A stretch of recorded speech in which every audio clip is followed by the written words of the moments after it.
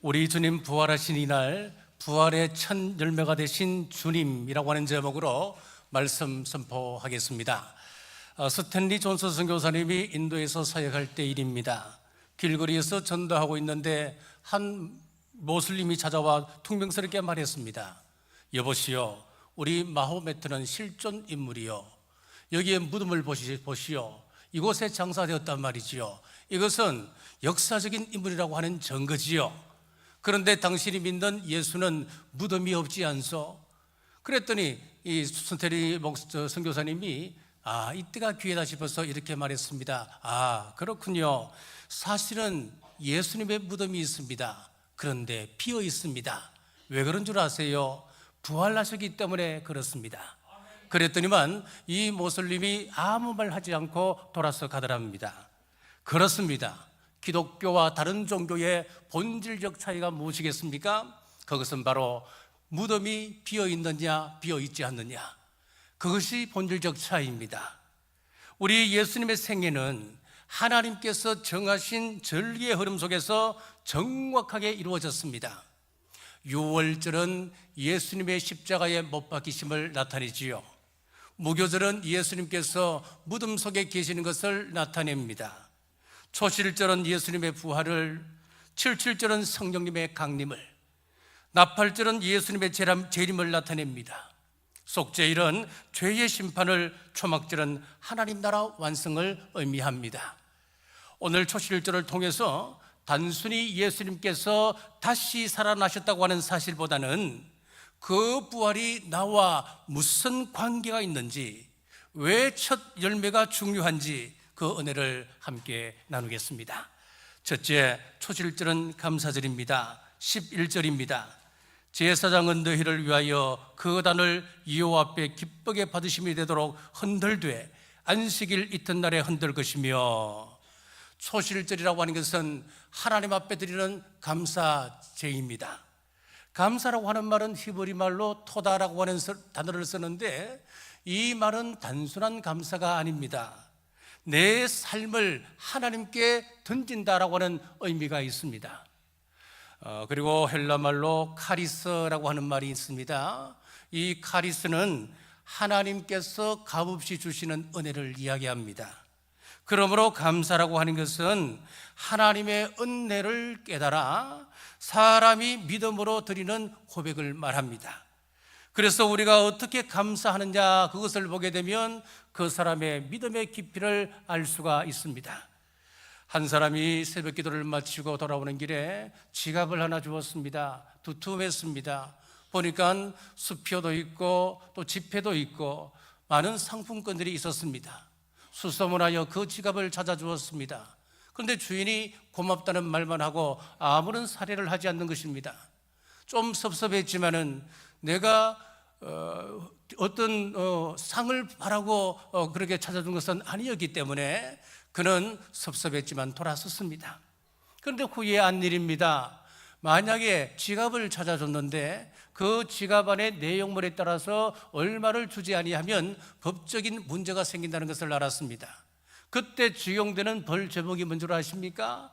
감사치 않는 죄라고 합니다. 사랑하는 여러분, 감사는 선택이 아니라 삶의 기본입니다. 가정에 감사가 있으면 행복해집니다. 직장에 감사가 있으면 형통합니다. 이 사회에 감사가 있으면 건강해집니다. 교회에 감사가 있으면 그 교회는 부흥을 경험할 수 있습니다. 그러나 감사는 저절로 나오지 않습니다. 훈련해야 합니다. 왜 그럴까요? 우리는 은혜를 쉽게 잊어버리기 때문에 그렇습니다. 은혜를 잊어버리면 감사는 사라지고 마는 것입니다. 군대 가면 소총을 분해, 결합 수시로 합니다. 자, 준비된 동영상을 한번 보시겠습니다. 앞이 보이지 않는 야간 상황에서도 분해 결합을 실시할 수 있어야 됩니다. 그럼 눈 가리고 여간이 분해 결합하는 시범을 보이겠습니다. 가스열기, 달동화 뭉치, 복자열도 밑에 뭉치, 장군잡이, 중날 뭉치, 가스할 때, 고기 맞춤모, 고미, 누리 돌림모, 누리지, 분해껏 결합 시작, 누리셋이, 누리 돌림모, 방금섭이, 뒷절도는 일대 뭉치, 아래쪽 뭉치. 가스 조이기, 노력도 전진, 대판, 벌써.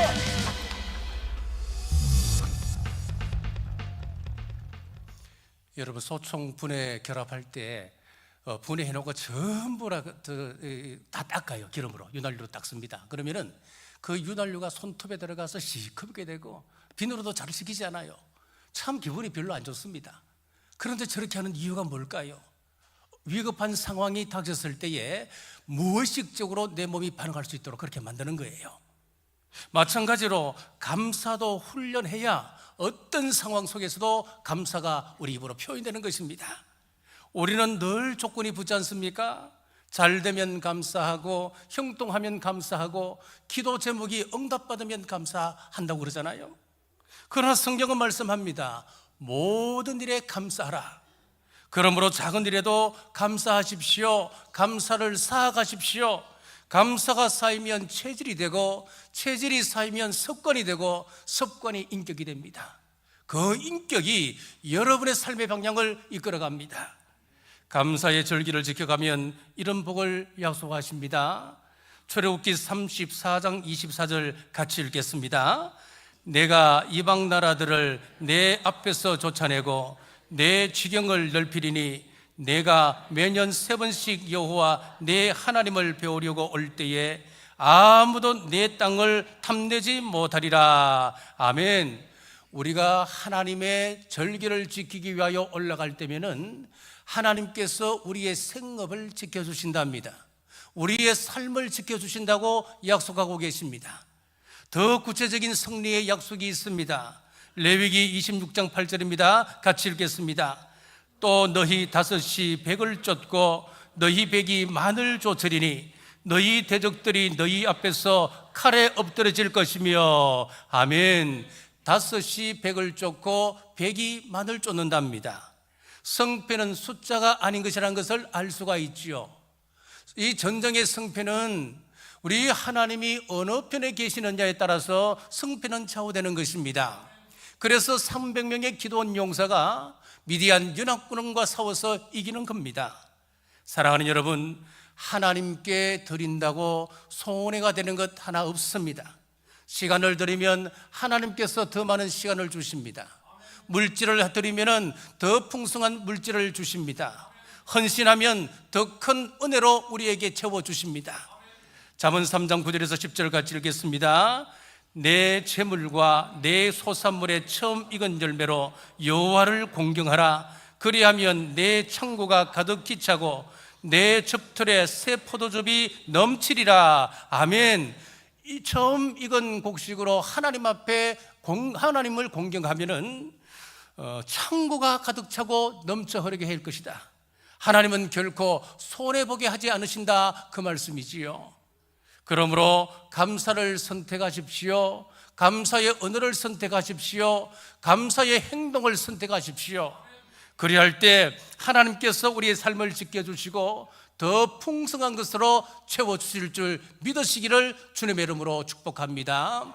둘째, 초실절에 드리는 제사드립니다. 첫째는 요제를 드렸습니다. 11절입니다. 제사장은 너희를 위하여 그 단을 유 앞에 기쁘게 받으심이 되도록 흔들되 안식일 이튿날에 흔들 것이며. 자, 이 초실절이라고 하는 것은 이스라엘 백성들이 광야 생활을 끝내고 가나안 땅에 들어갔습니다.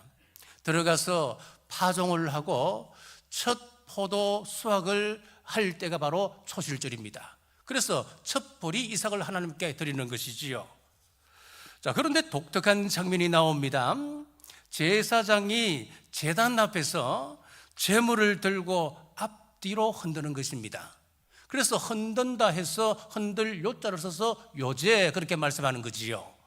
왜 흔들까요? 그 사람이 살아있는지 죽었는지 확인할 때 우리는 사람을 흔듭니다. 또 잠자는 사람을 흔들어 깨웁니다. 그러므로 요제는 우리 예수님의 부활을 상징적으로 보여주는 제사입니다.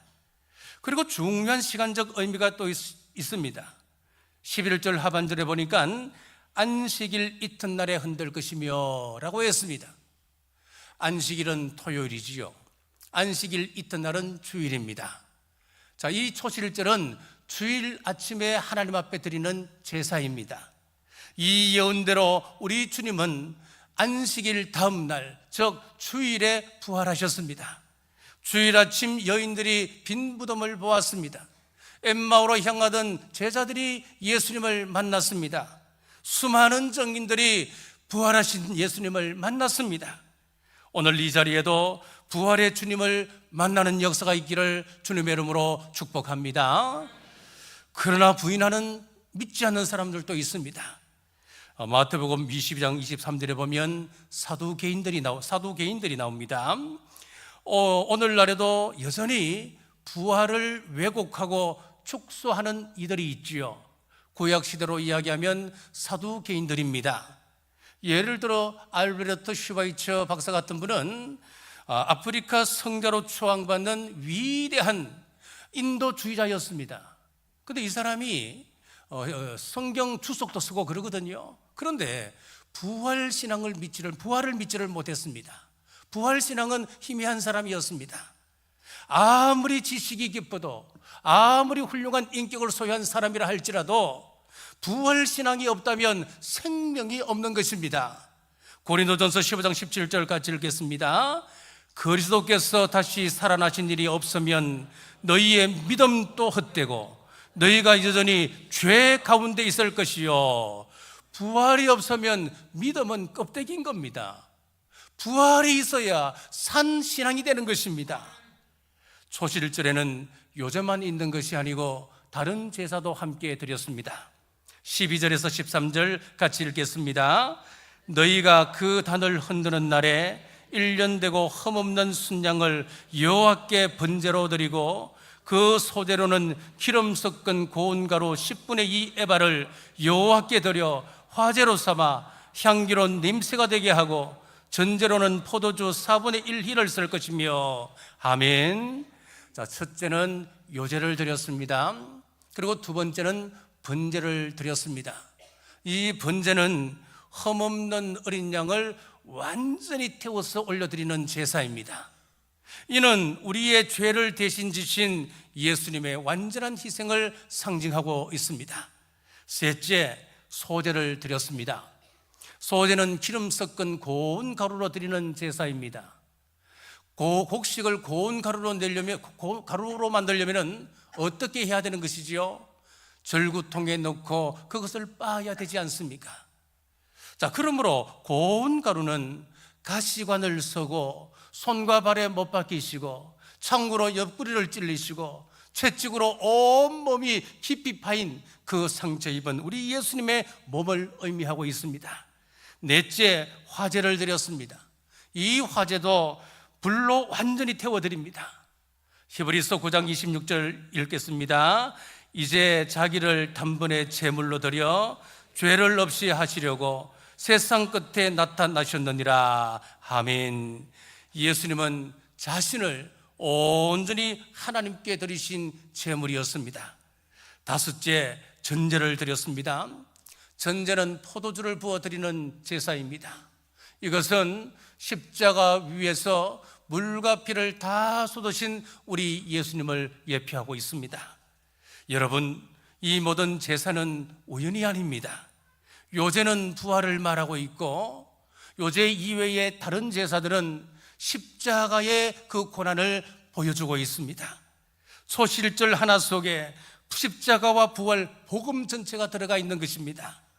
성경은 한치 오차가 없습니다. 그러므로 믿으십시오. 부활은 신화가 아니라 사실입니다. 역사입니다. 십자가는 사실 일어난 사건입니다. 이 복음을 붙드는 자마다 생명을 얻게 될 줄 믿으시기를 주의 이름으로 축복합니다.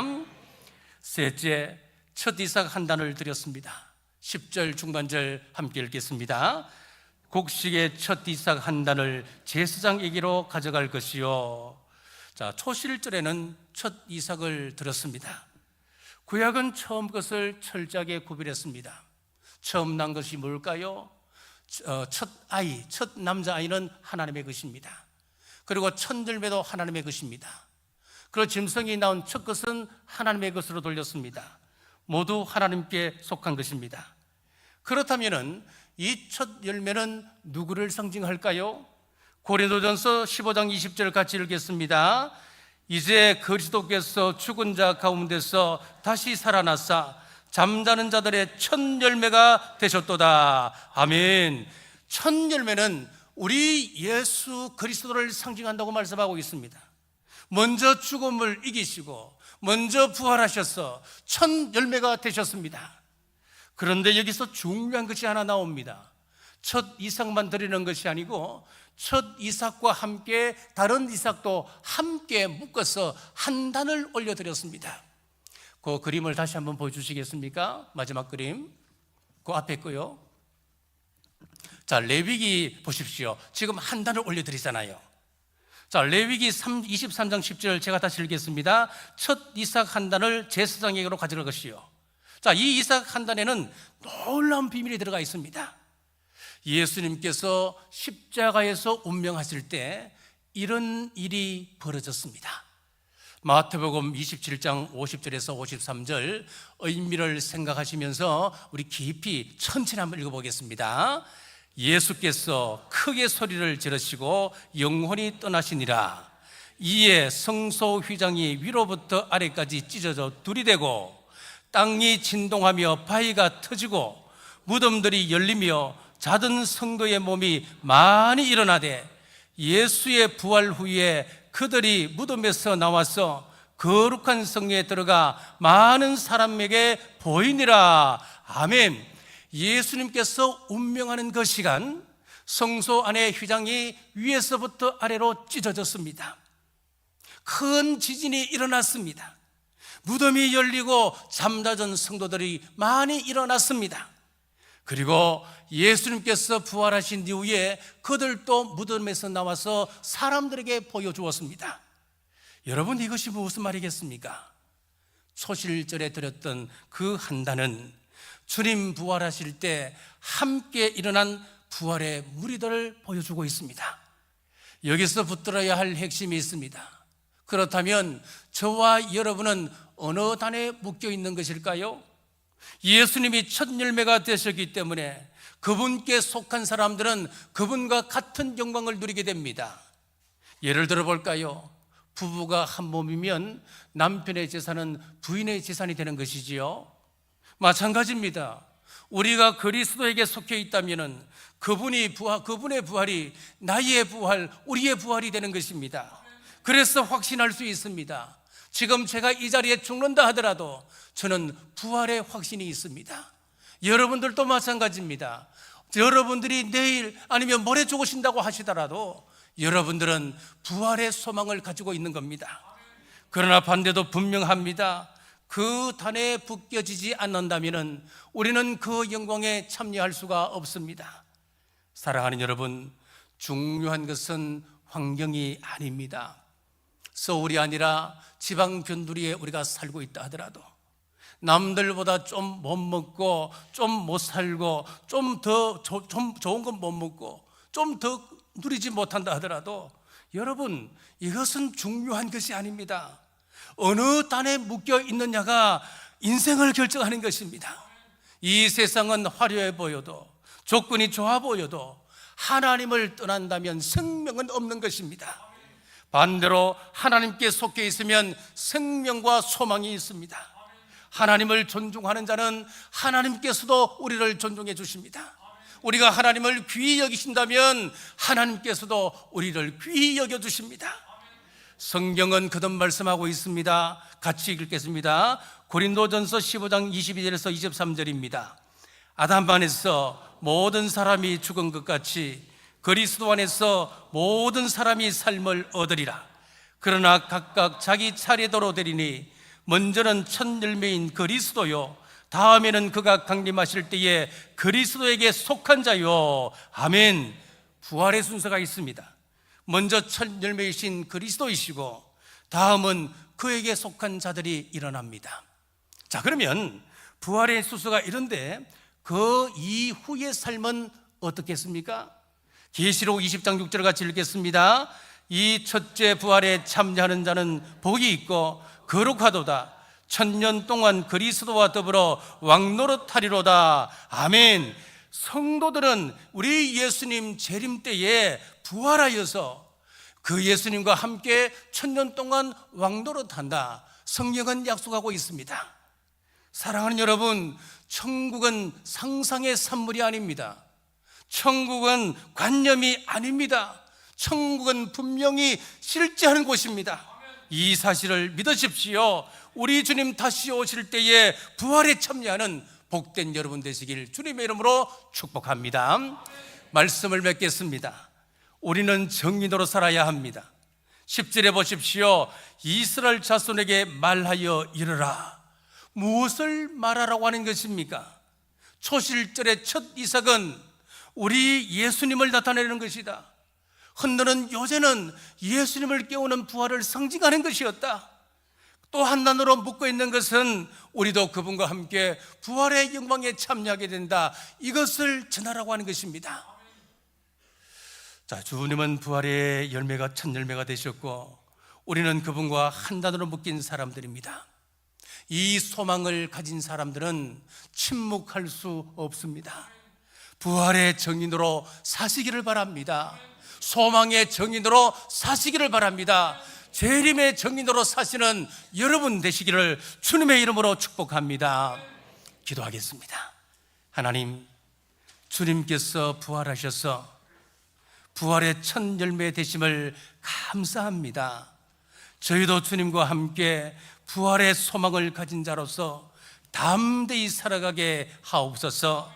이 복된 소식을 세상에 전하는 정인의 삶을 살게 하옵소서. 다시 오실 예수님의 이름으로 간절히 기도드리옵나이다. 아멘.